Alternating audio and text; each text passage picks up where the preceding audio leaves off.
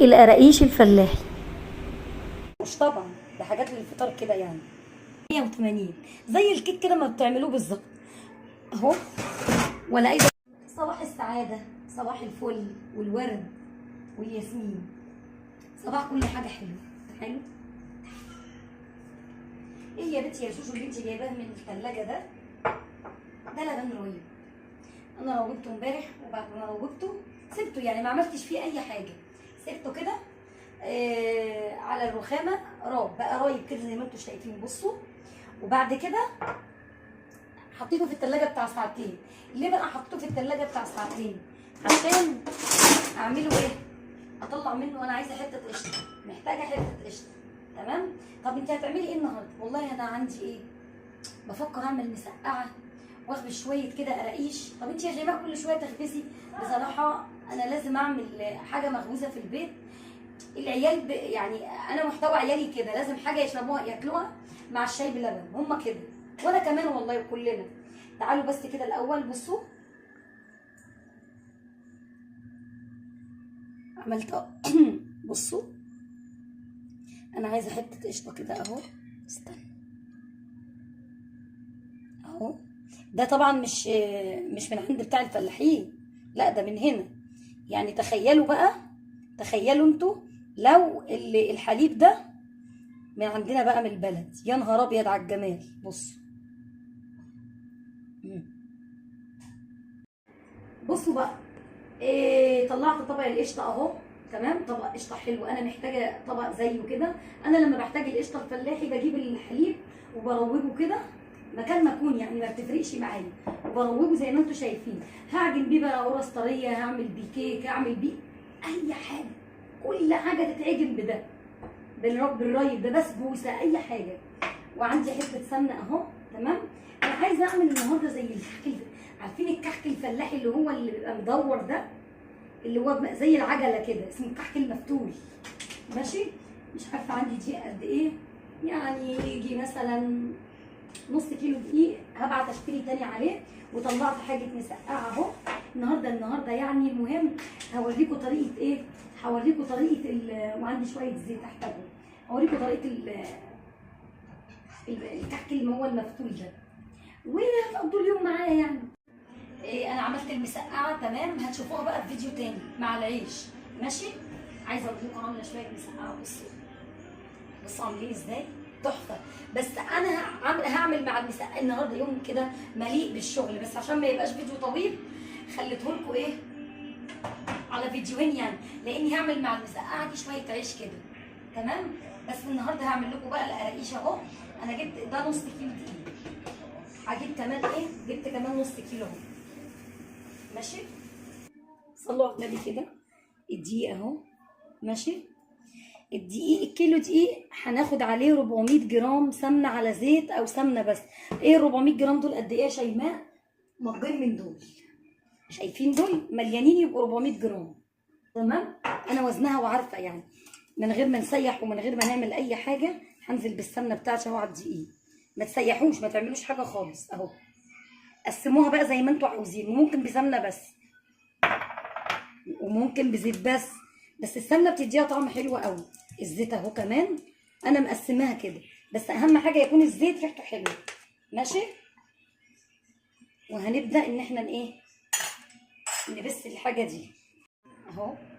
ممكن ال 400 جرام تخلوهم 350 جرام، يعني ممكن تخلوهم كوبايتين الا ربع سمنه او زيت او سمنه على زيت، اللي انتوا عاوزينه. ماشي.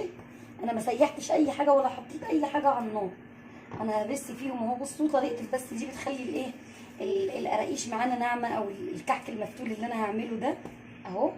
بصوا هعجن بايه، بالرايب اللي انتوا شفتوه، خدت منه شويه كده. طب مش هيطريه يا شيماء؟ لا ما تقلقوش، هيبقى مقرمش وزي العسل بشويه الزيت اللي انا حطيتهم كده. ماشي. ودول بقى عشان ايه، نفطر منهم يعني. بعد ما بسينا الدقيق بالسمنه. بصوا اهو. هعمل حفره كده بقى زي ما بقول لكم، اعملوا بس معلقه بيكنج باودر صغيره. تمام.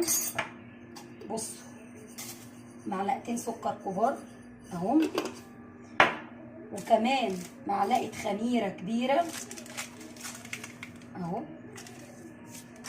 ماشي، والرايب بس مش كله بقى. وهنبدا نقلب كده اهو.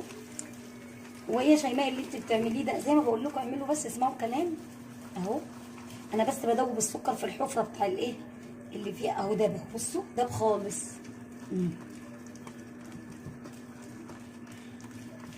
لا هنبدا نلم العجينه بتاعتي اهو. الرايب كده مش هيخليها تقيله، وكمان احنا ما قدحناش لا سمنه ولا سخنا سمنه ولا اي حاجه، فاحنا عاوزينها خفيفه عشان ما تعملش حموضه ايه وتخلي كده الدنيا مش حلوه يعني اهو. هلمهم معايا كده لحد ما العجينه بتاعتي ما تبقاش تشقق، وبعدين ايه نشوفها. بسم الله ما شاء الله. العجينه انا ما عجنتش فيها، خلوا بالكم بصوا انا ما عجنتش في العجينه بتاعتي، انا يا دوبك لميتها بس بالايه بالرايب كده والحاجات اللي شفتوها. بصوا اهي. هتعمليها ازاي بقى يا بنتي يا شيماء؟ هجيب حته كده وعلى الرخامه الحلوه النظيفه دي، وهبدا ان انا اعمل كده. عايزين بقى انتوا، انا مش هنقش طبعا، ده حاجات للفطار كده يعني. بصوا في ناس بقى هتعملها كده بالشكل ده اهو كده، بالشكل اللي انتوا شايفينه ده. ماشي اهو.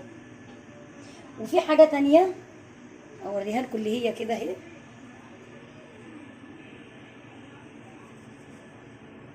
بصوا العجينه ما شاء الله طريه جدا، ولا بتتقطع ولا اي حاجه، زي العسل اهو.